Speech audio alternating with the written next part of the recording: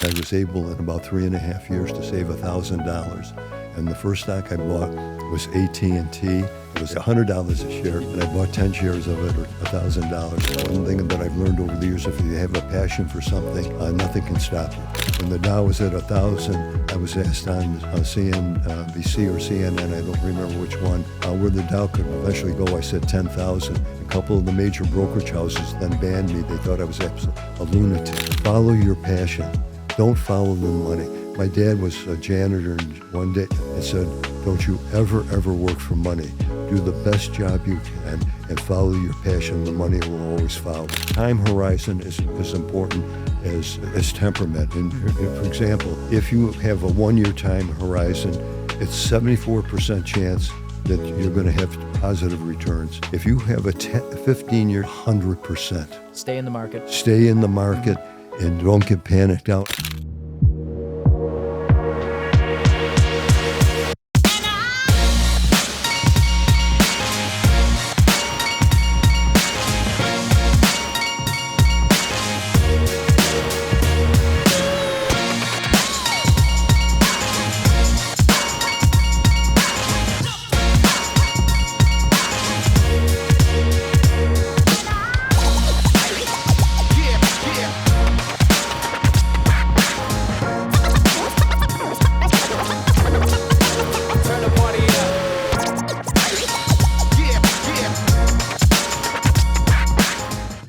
Hey everybody, and welcome back to another episode of the Flow Syndicate Podcast. And today I'm very excited for this episode because I have a friend, a mentor, and an all-around great guy, David Elias. Thanks so much for coming on the podcast. Nick, it's a pleasure to be here.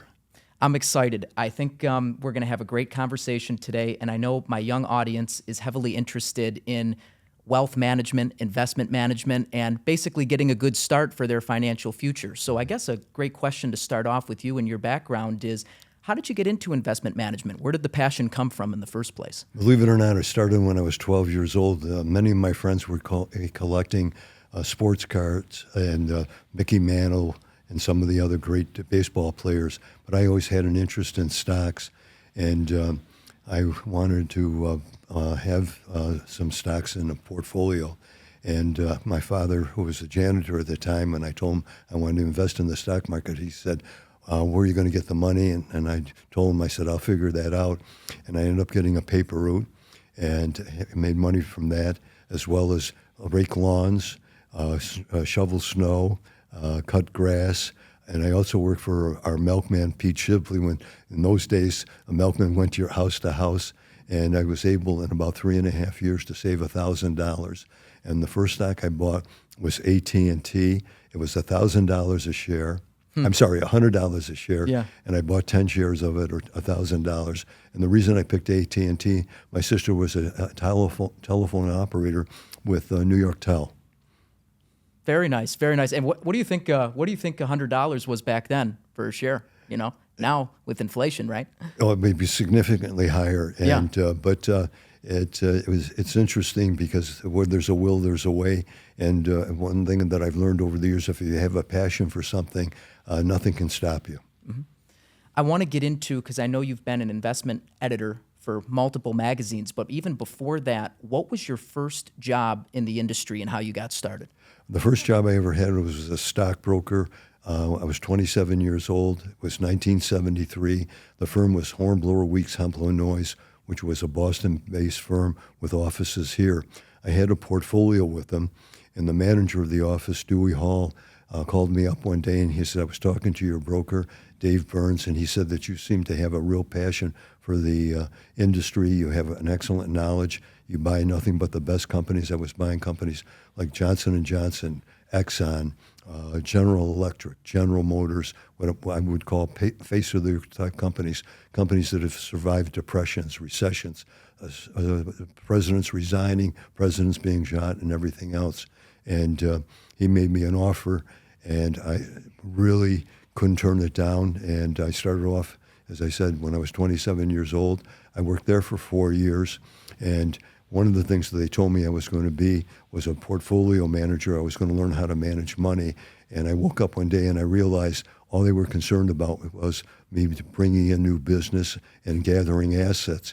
And when I had a chance, an offer came in from Marie Midland Bank to be a portfolio manager.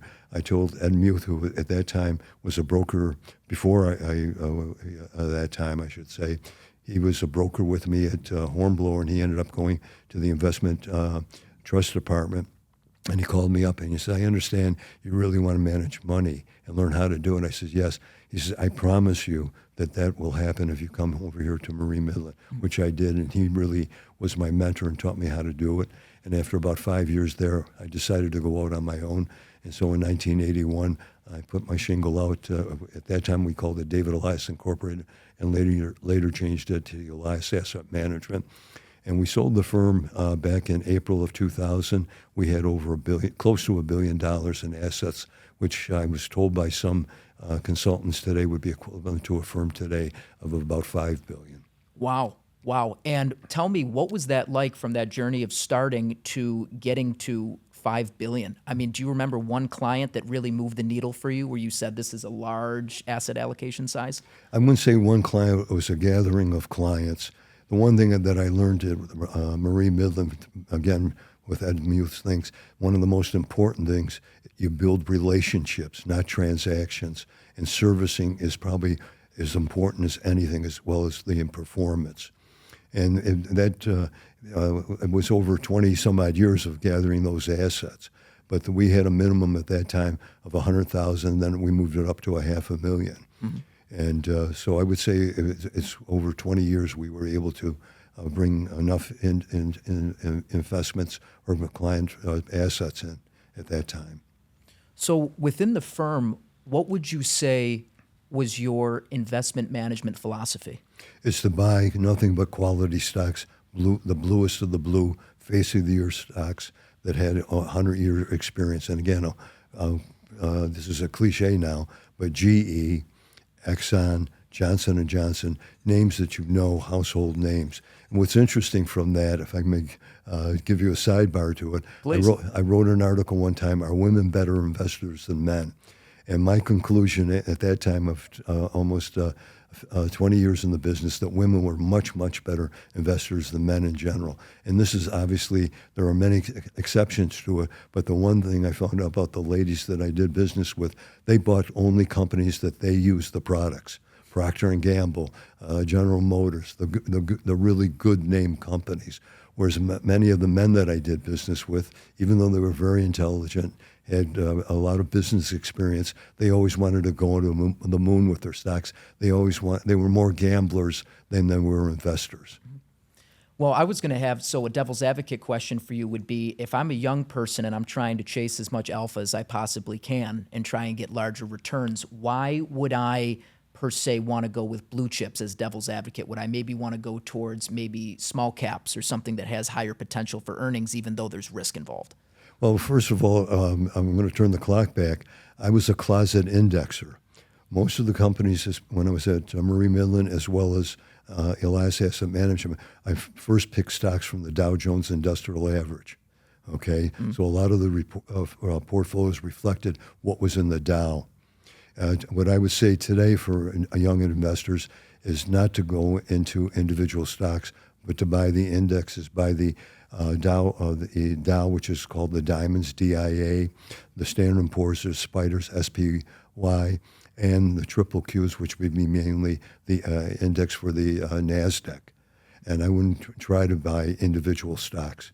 And you and I have talked about this in the past, that in the hedge funds, something like 70% of the hedge funds do underperform. Can't beat the market. Yeah. Okay. And I would say if we had ETFs back then, that's all I would have bought. I was, after selling our firm and being retired for a few weeks, one of my closest friends and biggest competitors was Jim Gould, who had Lasco Advisors out of Rochester. He offered me an opportunity to become a principal there. And all they do is use ETFs. And that's the route I would go because, again, you and I have talked about this. The advantage of ETFs is, number one, you take out manager risk, you take out individual stock risk, the cost of the ETFs versus mutual funds is much less. And that's the way I would go. And there's enough ETFs today that you can be in any industry group, any category that you possibly can think of. Yeah. Well, then, do you think maybe why do so many people get into mutual funds then versus ETFs? Do you think it's maybe simply because they're just ill-informed? They don't know about the higher fees that are associated and things like that with mutual funds versus an ETF? I think it's a combination of things. It depends on who their broker is or their advisor. Obviously, brokers, and this is nothing against brokers or anything else, but there's the payout for them. There's more in it from a sales standpoint and their personal income. But if you take a look at the flow of monies coming into the market today, more and more money is going into ETFs. Mm-hmm. And also bringing up ETFs, the other advantage is tax-related, because back in 2010, 8, 9, and 10, when the markets were in a major upheaval, very, very volatile, some of the mutual funds had to sell their positions because people were cashing in their mutual funds. Yep. And some of the clients that I had, not with me, but outside of the portfolios they had with me, ended up having tax consequences. With ETFs, those managers moves positions in and out of an ETF for whatever reason, there's no tax consequences. You, again, the individual investor has control of what the consequences are going to be from a tax standpoint. Mm-hmm. And I think, too, so in today's landscape, what do you think about, for accredited investors specifically, the fact that they have access to alternative investments? So whether that's private credit, private equity, how does that tie into, in your opinion, the public markets? And do you think they are good complements to each other, or do you think they should be separate and based on people's risk profiles? They might want to have liquidity versus illiquidity, for example, in a alternative asset. It's 100% on an individual basis. And I would say most individual investors, I don't care what size they are, unless they have a particular type of experience or background. Let's say they're an attorney that does corporate financing, they're a CPA, but they are very familiar with risk and are able to look at those investments from an experience standpoint. I would stay away from them. Mm-hmm. And obviously, if you have an advisor, whether it's from a private investment firm or from one of the major brokerage houses, I would stay away from it. We talked offline a little bit about temperament and how important that is. And how do you think, for the audience to understand a little bit better, how that is important over the long term to make sure, for example, they don't lose their shirt, right? I think, if I could turn the clock back, especially in my early years when I was a broker and working at Marine Midland, I wish I spent more time working on understanding the client's temperament. You can sit and tell clients over the next 10 years, if that's your time horizon, there's going to be one, maybe two, even maybe three bear markets.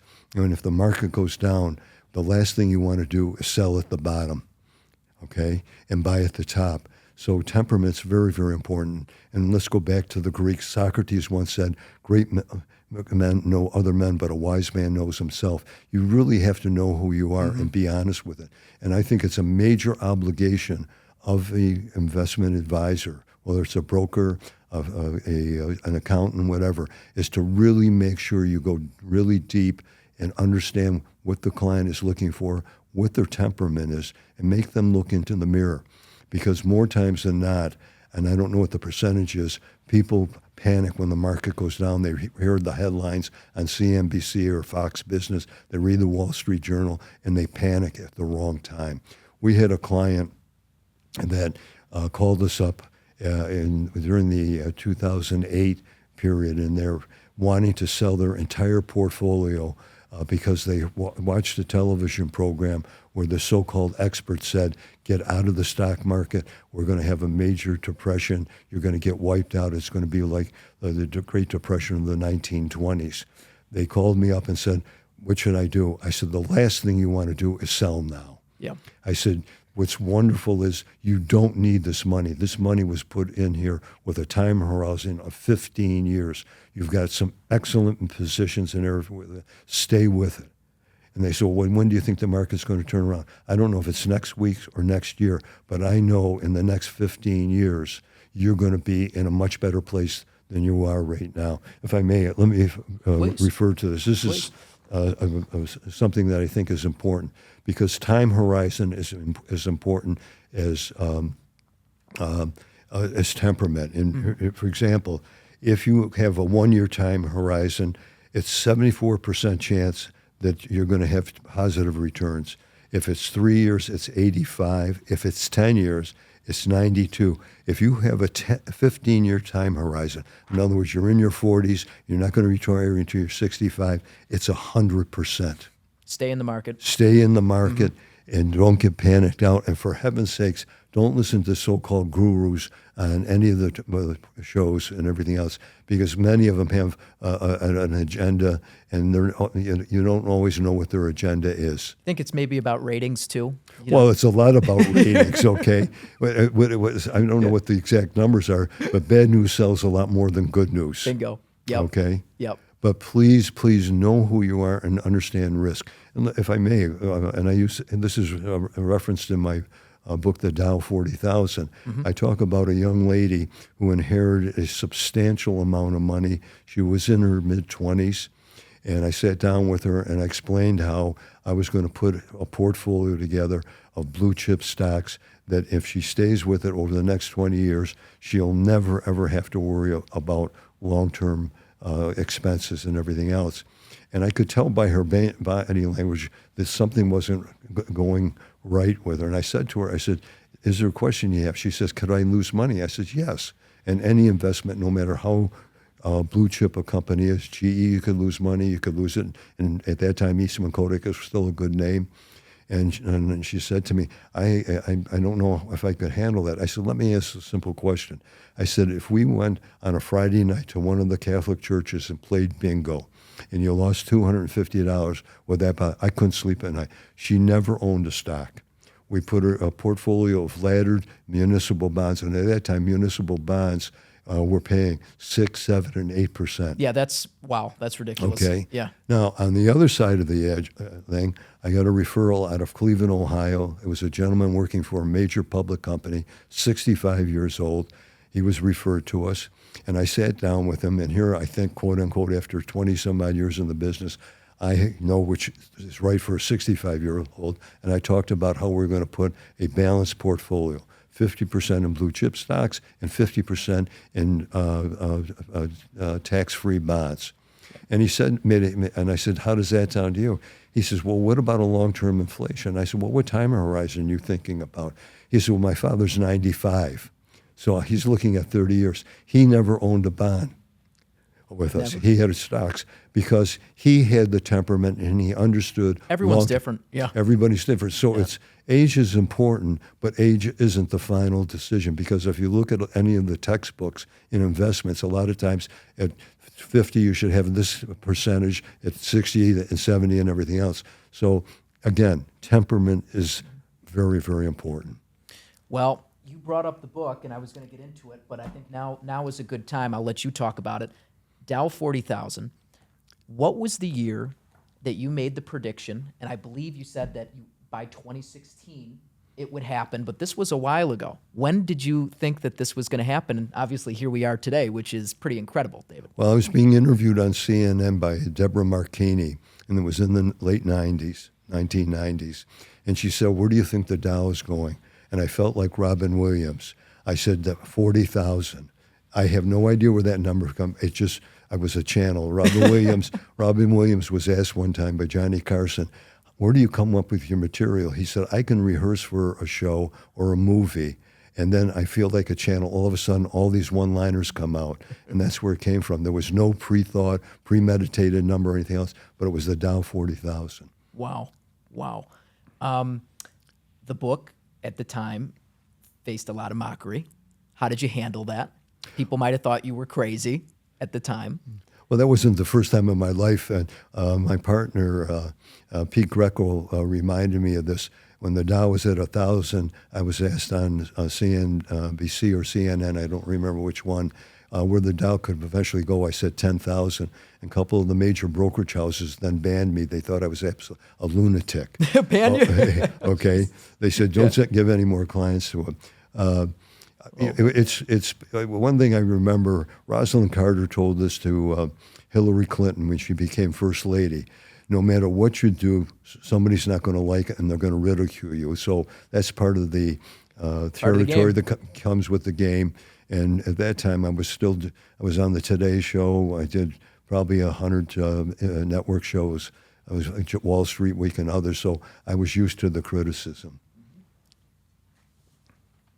And right here in the Wall Street Journal, author foresaw Dow 40,000 in 1999, and that was written very recently. And in here, which I think is really cool, tell me about your friend who printed out some Dow 40,000 books hats for you, about 3 dozen copies for you, right? Bob Fisher out of Rochester, New York. He's with Fisher Investments.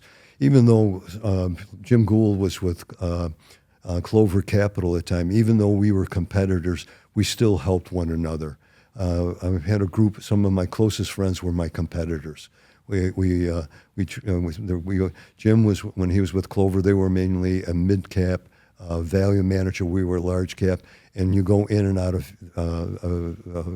of prominence, if you will, in favor. And we would help each other. Bob sure had some bumpy years because of some of the investments he was in. I had them. We used to be, if you will, supports or guardian angels of each other. And Bob, when I wrote the book and everything else as a gift to me, had hats made up of the Dow 40,000, which I never forgot. And what's interesting about that, Nick, is that we got more calls about the hats than the book. And we had investment advisors and people wanting copies of the book. And thanks to Scott Beeler, who was very prominent in our community, recently he was awarded an award and it was held at Kleinhans, and he gave out $200 to all the people there, which is $100,000, to pass it on. So when people would call and want the hats, and they wanted to pay for them, I said, no. I said, find a charity that you like. I would prefer if it deals with children, and make a donation. I don't care what it is. And I know that donations were made to different charities around the state. And again, it was the idea came from Scott Beeler. Mm-hmm. Well, I'll tell you, as a young person and being a kid from Buffalo, right, thinking Tier 1 cities, you got New York, LA, Chicago, Miami. For you being from Buffalo and being in the Wall Street Journal, that's incredible. And that's something, honestly, for me and all the young people out there too watching, that's inspiring. How did that feel to know that all your work and what you've done throughout your career has been recognized on a national level?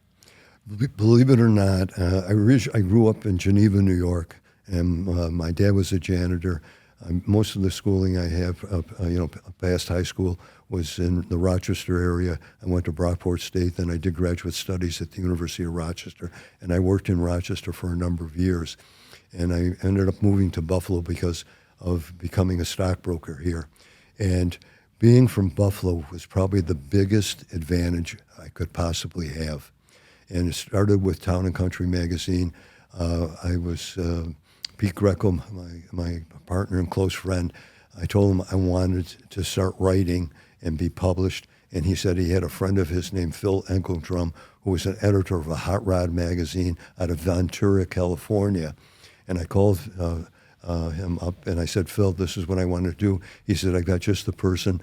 It was a literary agent called Fred Macarot out of New York, and Fred represented me to several magazines. I met with the editors from Fortune, Business Week, I'm trying to remember all of them, Money Magazine, Forbes Magazine, and Town and Country. Mm-hmm. And I interviewed with all of them. At the end of the day, Fred said, what do you think? I said, I'd like to go with Town and Country. He said, why?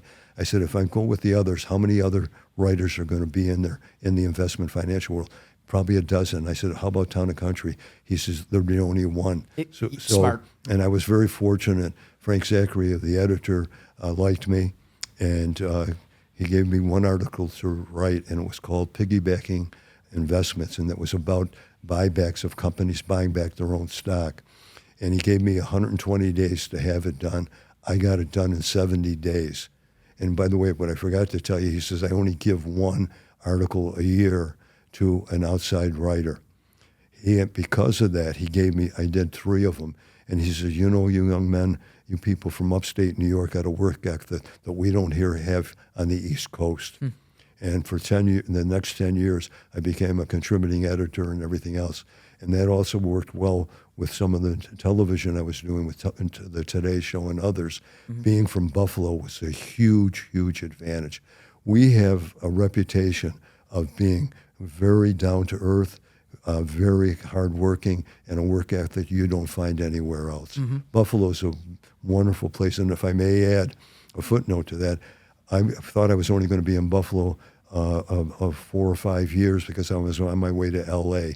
Well, I'm looking you straight in the eye. I'm here 50 years now. Actually, it's 52 years. I was 27.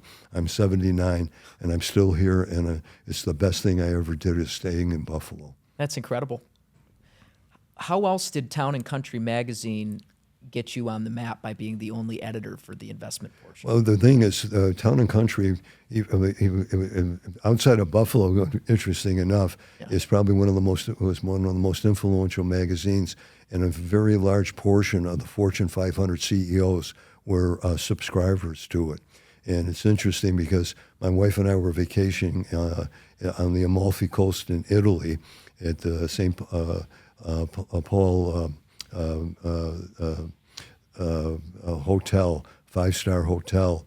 And at the time, Rod Stewart and his wife were there. A former Miss America, I'm trying to remember her name. She was a sports announcer also. Phyllis George was there with her husband and some other well-known people. Well-known people. Yeah. And I'm having lunch, and the owner of it comes up and opens up the town. Are you the David Elias in here? I says, yes. And all of a sudden, not the red carpet, but the gold carpet came out. And other times of traveling around the world, that opened up the doors. It opened up a door for me to be a speaker in Milan, Italy, for the Italian American Economic Council and others. Mm-hmm. What was the gentleman's name? You said Frank somebody? Zachary was the editor. So getting into now how the markets affect, or how politics, what's happened with the recent election and the market, before we get into that, tell my audience what the 21 Club is, because I don't think they're familiar with what that was, and that was a hot spot. Yeah, but can I go back for a second? I forgot to mention thing. After about 2 years of writing for Town and Country, I said, Frank, what made you decide to give me more articles and make me a contributing editor? Number one is your work ethic, but probably more importantly, I'm Croatian, and your wife Barbara's Croatian, and I'm married to a Croatian young lady. He says, you had to be a special guy. Okay, yeah. But, He likes it. Yeah. But the 21 Club, and up until recently in COVID, was probably one of the most prominent restaurants in the city of New York, and the rich and powerful and the rich and famous had lunch there. That's the place. Yeah. And interesting enough, one time Frank and I are having lunch at the 21, and a young man named Donald Trump stopped by the table to say hello. And after he left the table, Frank looked at me. He said, he's the most respectful young man I've ever met. And he told me about Donald Trump and what a wonderful young man he is and everything else. Was this in the mid-'80s? This is in the mid-'80s, yeah. It had to be 84, 85. Okay, so I'm just thinking that was probably before Donald had his business troubles. In the 80s, I think that's when he was really on the come-up at the time, right? Right, and that's the other interesting thing. My wife and I were invited to a couple receptions that he had at the Plaza Hotel, not because of my charming personality, but because of Town and Country magazine. That's why I asked that question, because Town and Country, that opened up so many doors for you. Well, the first network show I ever did was the Nightly Business Report with Paul Hangus on NPR, and it was because of Town and Country. They saw one of the articles that I had written about the forest product industry, and that was when interest rates were in the double teens, and I wrote about the forest product industry, and if I may brag a little bit, we picked the very bottom of the market with the forest product industry, and most of those stocks within 3 years doubled or went up more than that. Wow. Well, the reason I brought up the 21 Club and Donald was I mean, we just had an election, and the day after the market was up, what, like 3.5%? Up over 1,000 points, yes. Over 1,000 points. And I think now over recent days, the market's starting to kind of cool down a little bit. But today I saw that it was up again. So my question to you is, how is the Trump presidency, his cabinet, the positions he's looking to do, the America First agenda, how is that going to affect our country, and then also on a larger, global scale? What do you think is going to happen? First of all, I'm an independent voter, legitimate independent voter. And as you know, I was interviewed by the London Times in London, England, and the reporter asked me my thoughts about Harris and Trump. And I basically said, when I'm on a jet plane, I'm always rooting for the pilot. So no matter who's in the presidency, whether I voted for the person or not, liked him or not, I'm rooting for him, okay? But there's a cliche, put your money where your mouth is. Yeah. Obviously, sophisticated investors, institutions, putting money on Trump. They see it to be a very positive thing. And today we went over 44,000, all right? And that's a brand new high. And since he's been elected, this market has not stopped going up. But also, a lot is going to, it's one thing to be campaigning and promising everything. It's another thing delivering. To deliver, for Okay? sure. So in the next 6 to 12 months, he's going to have to deliver. And my one daughter, Kristen, used to ask me to take care of different things. And I took care of a situation for her one time, and she said, "Dad, I'm going to nickname you the postman." I said, "Why is that, honey?" She says, "'Cause you deliver." Because you deliver. That's good. So I'm hoping we can say President Trump is the postman because he delivered. And obviously, if Mrs. Harris got into the office, I would be saying the same. I'd be rooting for her to deliver. Yeah. And can I give you a little sidebar to all of this? Yeah, please. I was on the Harris School Board for the University of Chicago, and we had a board meeting in Beijing, China. And 5 of our members of our board were from businessmen, successful businessmen from China, and educated in the United States, USC, Stanford, Chicago, Michigan, and Harvard. Yeah, the big schools. Yeah. All big schools. And during separate occasions, I asked them, what do you see for China in the next 25 to 30 years? Every single one of them said, we're going to dominate the world militarily and economically. And I got to number 5. He got his MBA from the University of Michigan. I said, you don't, and your contemporaries don't say, I think, I believe. You say it with a knowing. Certainty. Certainty. How is it? He says, let me quote your President Lincoln, a house divided that cannot stand alone. He said, as long as your 2 major political parties keep fighting the way they are, we're going to do whatever we want. That was back in 2008-10. So what we have to do as a nation, we have to start working as one nation under God, like our Pledge of Allegiance. If we don't, we're going to be our own. And by the way, he also said, you are the greatest nation in this country, but you're your own worst enemy. And if you look at Will Durant, one of the great historians, said most civilizations implode. They defeat themselves from within. And if we don't start working as one nation, we're going to be in a lot of hot water. Well, that's interesting because just from a policy standpoint, some might make the argument that China with trade has been taking advantage of us for years, and people want to take a tougher stance on China. But from my understanding of free markets, the tariffs that the Trump administration wants to put in, do you think from a policy standpoint that is a negotiation tactic, or do you think he really believes in the high 60% possible tariffs for the purpose that it will help the economy? Because I always thought free markets was against tariffs because it kind of interferes with, free trade and free markets in general. I'm hoping you're right that it's a tactic, a strategic tactic, that he's saying that to hopefully that they are able to sit down at the negotiating table and work out something so it's beneficial for both. Recently, I'm the shopper in our family. And Forbes magazine, when they one of their editors came to Buffalo many years ago to interview me for an article, and they said, "What do you do to relax?" I said, "I go to Wegmans supermarket and do the shopping. I do 99% of the shopping. I clip my coupons out on Sunday morning. I go to Wegmans." I love it. Okay. And recently I was shopping at Walmart. I wanted to buy some socks, men's handkerchiefs, and also some T-shirts. Every one of those items was made in China. I then started looking at other products there. A vast majority, you got to remember, one of the biggest retailers in the world is Walmart. A lot of those products are made in China. Necessity makes strange bedfellows. The Chinese need us as much as we need them. And I'm hoping Trump is able to sit down, or his trade negotiators, and say, look, we got to make this win-win. We need each other. Let's put all this other stuff aside, and let's look and see how we can help each other be successful. So it's win-win for everybody. Mm-hmm. And there's an expression, no man is an island, no country is an island anymore. I don't care what size. We need each other. Mm-hmm.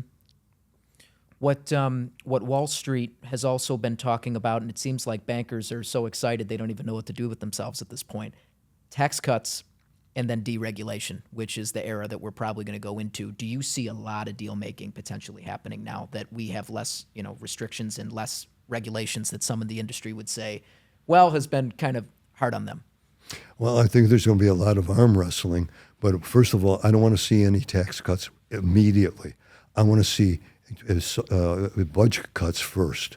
That should be the top priority because it's way out of whack and way out of proportion to anything we've had since the Great Depression. So I want to see cuts. And if I were in the Trump administration, the first thing I would do is go to all of the heads of each of the departments, okay, and say, you take 10% out of your budgets. And you got the next 12 months, if you don't do it, we're going to do it. I remember many years going to a luncheon in Washington. Donald Reagan was the Secretary of Treasury, former head of Merrill Lynch for the Reagan administration. And he made a statement, and it was unequivocal. There isn't a department in our government, including the Defense Department, that couldn't cut out 20% of their budget and not be affected by it. That's how much waste was I'm then. sure. The waste has got to be probably closer to 30%. It has to be done, okay? So the first thing I would do is cut the expenses. The second thing, I would then reevaluate where do we want to make the budget, the tax cuts. Mm-hmm. You know the saying that when the U.S. sneezes, the rest of the world gets a cold? Well, yes. Yeah. So what do you think other countries, especially besides China, let's say the European nations specifically, and some of our allies are looking for us mostly to do that would be beneficial for our strategic alliances that we have with them? I think the first thing is to bring peace in the world and shut down the wars that are going on with Russia and the Ukraine, in the Middle East and everywhere else. I also got blackballed for this statement. One time I was on television, I said I could stop 80% of all the wars in the world with one decision, that only the leaders' children go into battle. Then it stops. Okay? Yeah. All right? And somebody thought I was a crackpot by saying it, but one example I don't use, think so. the reason I said that is I remember when Reagan sent our jets over and bombed near Gaddafi's home in his area, you didn't hear from Gaddafi again.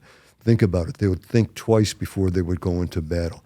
And I can't remember where I read this, but many, many years ago, I read an article about two tribes in Central Africa that for generations hated one another. Only the top 5 chieftains' children went into battle. Do you know how many times they went into battle? Never. Never. So I would say that would be one of the things that I would want to see, to get peace back into the world. And it's possible. I hope so. Okay. I hope so, for sure. But it's going to take some courage to do it, but it can be done. It needs to be done. Yeah. Tell us a little bit more about some organizations that you've been involved with throughout your career. that have meant something to you? I sat on the Kennedy School Board for a number of years at Harvard, as well as the Harris School Board at the University of Chicago, and also the Money Management Board in Washington, D.C. And also the Joint Council for Economic Education was one of the boards that I really enjoyed being on. I was very fortunate to be on that, and it had a lot to do with educating young people in high school about economics and everything. And some of the finest CEOs in the country were on that board, from American Express, IBM, and others.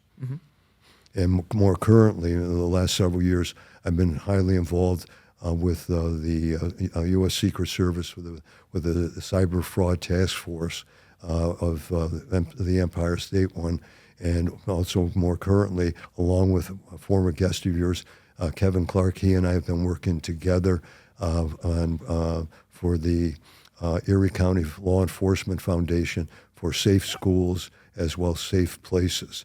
And Bill Regan, who's the executive director, who's really been our mentor in helping us on that.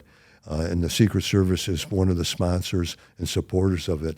In the last year or so, we've had different seminars, and we've reached out to almost 4,000 participants, either virtually or in person. And as I said, Kevin has been a wonderful supporter and dedicated to it, along with myself. What I think is great is that with your board involvement, you mentioned Harvard as well. You're a part of local community boards, but then also on a national scale too. I mean, Harvard, that's a big deal to land on that board specifically, because that's a lot of impact that you can have and that the whole board can have based on initiatives that you guys want to get through. I felt it was a profound privilege. And For sure. And the other thing is that I'd like to say with the Secret Service, Please. Most individuals in this country don't realize the sacrifices they make, and along with their families. And over the last few years, and more recently, many of the agents, their spouses, both husbands and wives, they didn't see their husbands and wives that are agents for a long time. These last few months, many of them were away traveling, protecting the different candidates and doing their job. They make major sacrifices. They're unsung heroes. And I'm good friends with one of the top ones, Jeff Burr, who's the special agent in charge here.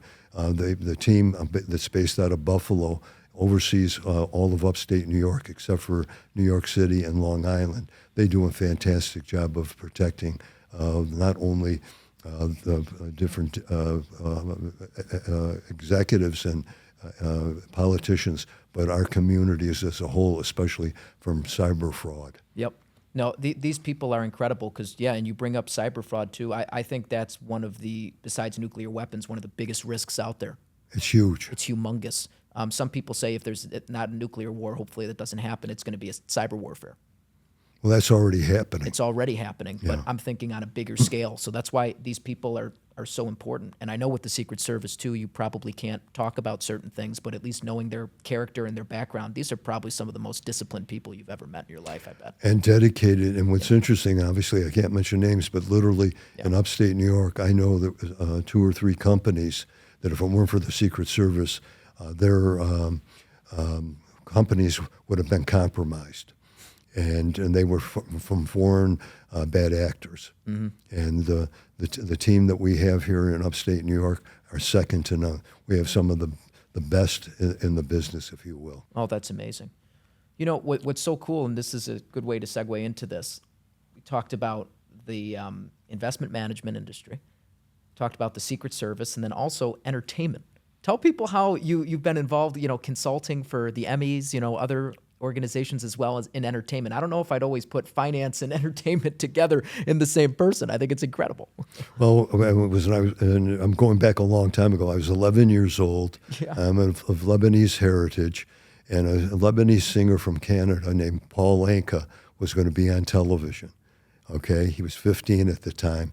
And I can't believe we were at one of my uncle's homes with some other Lebanese family, and the big, to do was this Lebanese boy named Paul Anka was going to be on. ever since then, I always wanted to be a singer and songwriter. I wanted to be a Paul Anka, what's his name? I'm trying to think of some of the other ones. Neil Diamond and others like that. But I had two problems. I couldn't carry a tune and I couldn't write poetry. Okay. If you don't have those two things. Okay. But all through high school, I ended up being a disc jockey for all the record hops. And when I was in college, I had a radio station. I had a drive-home thing where I played 60s music. And one time, Simon and Garfunkel was coming into the area, and this MC for the show got sick, and they were looking for somebody, and they say, hey, there's some kid named David Elias who's got a radio show. Why don't you see if he's available? And I did that. And from that, I got calls to do the Jay and the Americans. I'm trying to think of the Four Seasons and others. And I had that love, so I had a love for both entertainment as well as finance. Who were some entertainers or A-listers that were people that you really respect, and the fact that you got to meet them you thought was a great experience? Steve Lawrence and Edia Gourmet were clients of ours. Love them. I've gotten to meet Paul Anka, Bobby Darin. I'm trying to think of all of them, but there's a number of them. Charlie's Angels. You saw pictures of me with Kate Jackson and everything Very cool. else. Yeah, very cool. Wayne Newton. Oh, yeah. Many of the top names. Michael Douglas, as well as his father, Kurt Douglas. I'm trying to think of all of them, but been very, very fortunate. Well, Michael Douglas, the movie Wall Street, minus obviously the illegal activity, his character got a lot of people into investment banking. Whether you think he was a good person or not in that film, it was the power suits of the 80s back in the day, that whole thing with Michael Douglas. And did you know his father as well? Yes, I got to spend a day with him, again from Town and Country. Douglas, correct? Yeah, because of Town and Country magazine. Ask me what a couple of regrets I have. Tell me. Okay. What do you got? Michael Douglas, Kurt Douglas asked me would I like to meet Burt Lancaster. And I said I would love to, but I can't do it because the fact is I still was running Elias Asset Management at the time. I also got a call from Bob Hope's agent.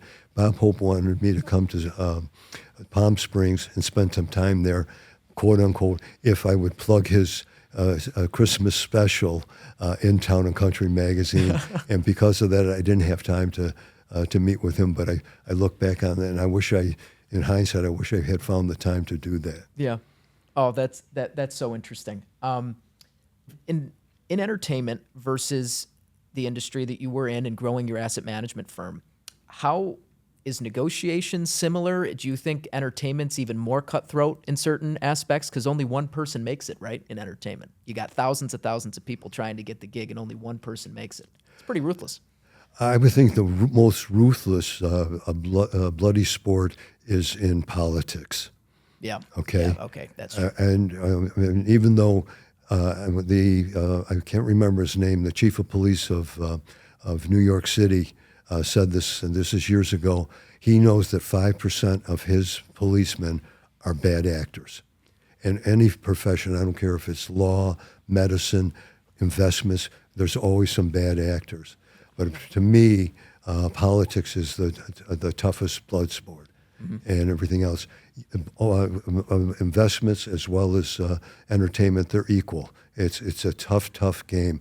But also there's some really fine people in there where I've done some deals in investments with a handshake. And like I said earlier, Bob Fisher, Jim Gould, Grace Fay, Frontier Capital out of Boston, we were competitors, but more locally at Courier Capital, Bill Gurney, we're all friends. We compete, but we help one another. Mm-hmm. Sure thing. Okay, and in the entertainment business, I believe it was Reba McEntire lost her entire backup group in a plane crash, and Dolly Parton's offered her group to them. And I'll go back to Elias Asset Management. I had serious health issues many years ago, and I was out of work. And Grace Fay from Boston called me up and said, David, my entire research team will back you up. Mm-hmm. Wow. So there's a lot of cutthroat everywhere, but I like to feel in the entertainment business as well as in investments, 95% of the people you can do a deal with a handshake. Well, I'd like your opinion on this because I'm seeing now, which I've always been told, which is wise in business, especially if you run a public company, to stay out of politics. I think over recent years, for whatever reason, doesn't matter what side they're on, but you're seeing CEOs and executives be a little more vocal on their opinions. Are you of the camp that being a successful business person and being at that level where you're leading a public company, you can talk policy and things that you'd want to see happen, but social issues and stuff like that, shouldn't you kind of be divorced from it, especially because your customer base is split? Public companies should not, the CEO should stay out of politics. Talk policy, fine. If it's a private company, let's say you've got your own private, that's your business. But when you've got shareholders and you have the constituency of employees and everything else, you stay out of it. Mm-hmm. You can't win. What's that expression? Don't ever discuss politics and religion. You can't win. You can't win. You're going to immediately alienate 50% of your audience. That's wrong for them to do that. If they want to resign and do it, fine. Yeah. Okay, go ahead. But that's my personal opinion. Yeah. Well, and you've done work internationally. So again, remind me, how many countries have you visited or done business in, do you think? I would say my wife, interesting, Barbara checked it out recently. We've been to about 25 countries. 25 countries? Yeah. Wow. Yeah. Any favorite places? One that stood out? Well, maybe by the Mediterranean? Well, this is long before everything. I would say Beirut, Lebanon was magnificent. That when we visited there, it was considered the Paris of the Middle East. Wow. Milan, Italy, Paris, France, London, England. We loved Singapore, Hong Kong, Beijing. We found that fascinating. Probably one of the most romantic cities Barbara and I have ever gone to was Venice. We were on a cruise. To come into Venice at sunrise and to look at that panoramic view, it was breathtaking. Yeah, that's good. And probably if there's one place as Petra that was in one of the what do you call it, Indiana Jones movies, to see Petra, I'll never forget that, to visit Petra. Many, many places. But there's no place like America. We have one of the most beautiful countries in the world. One of my favorite things is watch the Smithsonian Institute. They have a thing called Aerial America, and they take each of the states and highlight the states. There isn't a state in this country that doesn't have beautiful scenery. And one of the most beautiful states in this country is New York State.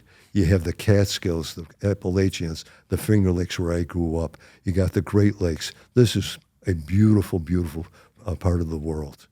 So you're pretty optimistic about the future, glass half full? I would say I'm optimistic long run. Obviously, there's going to be some bumps along the line. What I would hope more than anything else is that our politicians would stop being politicians and become statespersons. And they look at the world and say, we as Americans have to get together. We have to be one nation under God and be statesmen or stateswomen and men, that more than anything else. If that happens, what I was told, Barbara and I, when I sat on the Harris School, the Kennedy School Board, we had a meeting in Italy, and one of the board members was in the Reagan administration.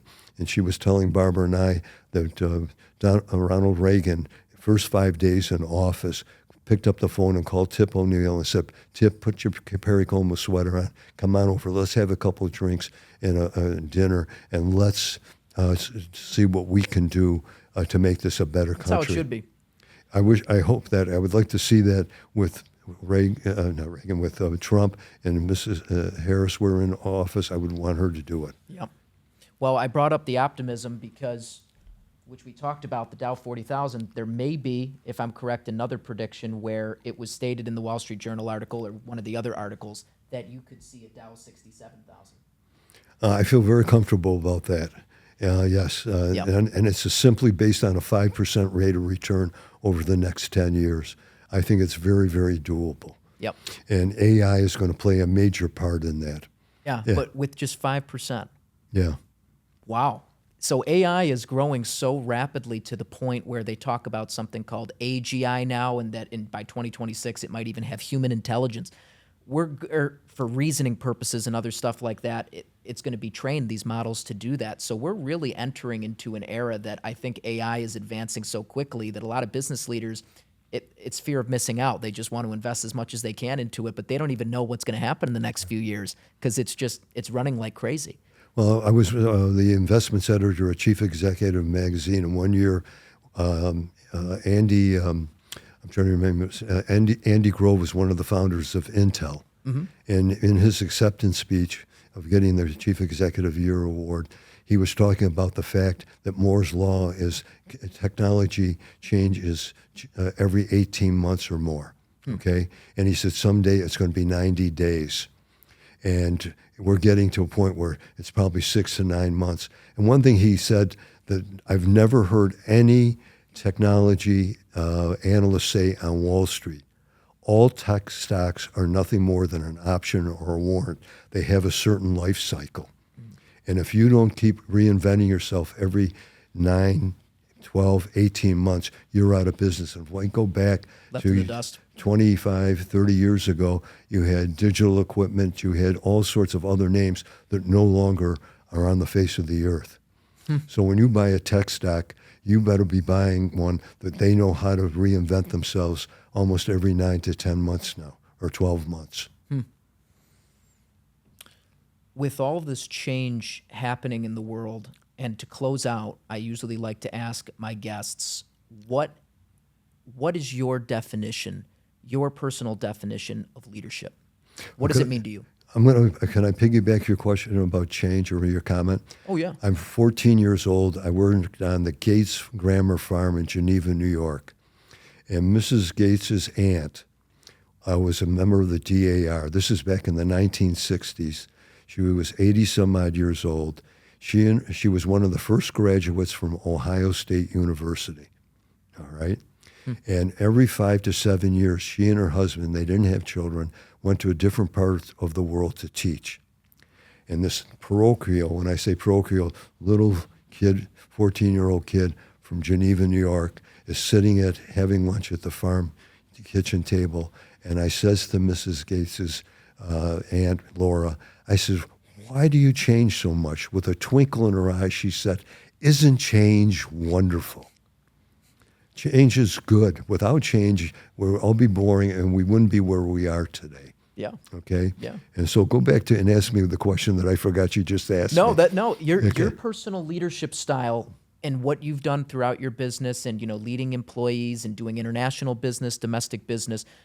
What are some leadership traits of yours that you think have helped you, and what's your definition of leadership? Someone that understands the human nature and has the human touch, and that they think with their mind as well as their heart, and that they're able to communicate their feelings, and they do it by example. All right? One of my close friends, his son, was a senior executive of one of the major international hotels.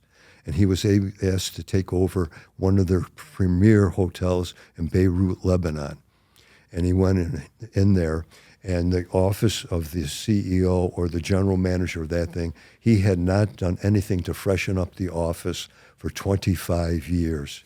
The first thing he did, he brought in an interior designer and everything else, and they freshened up the office without saying one word. 5 of the other executives went and had their offices on time. You lead by example. Yes. By example.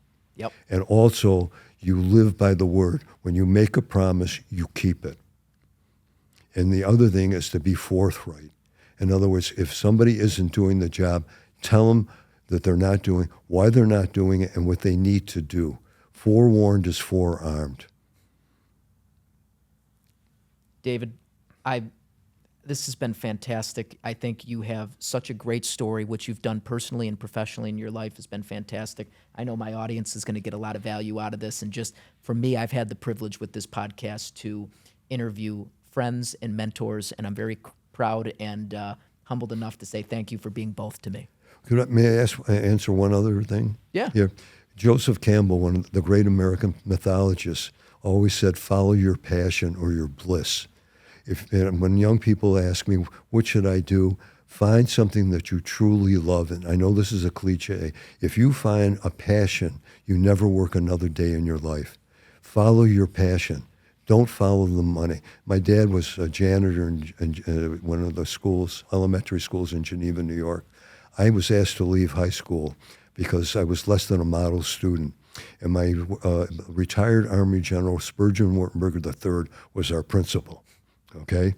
And my dad, one day, Saturday morning, woke me up and said, get dressed, come to the school.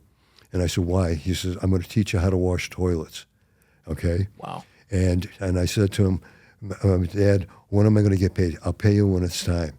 The end of the school year, he sits me down in his office in the basement. I'm going to pay you now. And I figure after all these Saturdays, dollar signs are ringing up. He says, here's your pay. Secondly, he says, you can either get yourself an education or you can work with your back like your father. So there's leadership, but also if you're going to go into an area or get a job, find something you have a passion for. That's very, very important, especially today. Because when I worked in one company I worked with, I would say 50% of the people I worked for hated to come in every Monday morning. Okay, they were for the money. And that's one heck of a way to live and spend half your life. And to close out on this great episode today with my friend and mentor, David Elias, his friend, Bob Fisher, correct? Yes. Printed out these awesome hats, and today, which is hard for me to even think about, but it's just amazing how small the world is, from the Wall Street Journal to Buffalo, New York. I'm sitting with the guy who predicted the Dow Jones to get to 40,000, and today, if we looked at it, it's like 44.2? Yes. 44.2 today? So to commemorate and just to, have a nice toast to the great podcast that we did today and celebrate with a nice Dow 40,000 cap, huh? Oh, my gosh, you look like a superstar with that on. We look like superstars with it, so... Everybody, this was great. David, just had to show off the hats here. Yeah. This was great. Thank you. No, thank you, Nick. Thank you.